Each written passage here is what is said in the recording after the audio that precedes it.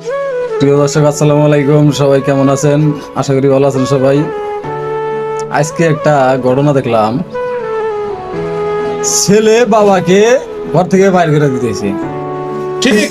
High রে নিয়তি! এই নিয়তি তাকেও একদিন এভাবে বাইর করে দিবে ঘর থেকে।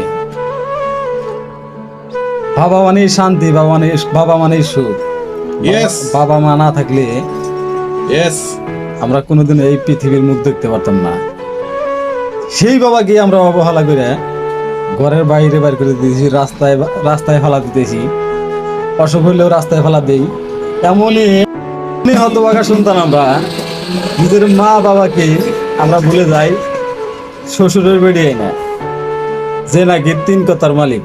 তাকে তিন কথা বললেই সে চলে যাইব আমার ঘর থেকে, হয় তাকে আমি তাড়াইতে পারবো।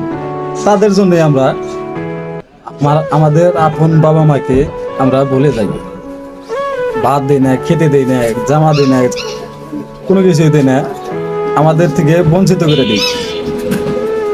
আমরা এমনই একটা সন্তান, তাদেরই ভুলে যাই। এর থেকে মনে হয় দুনিয়ায় আর কোনো কিছু হতে পারে না, আমার মনে হয়।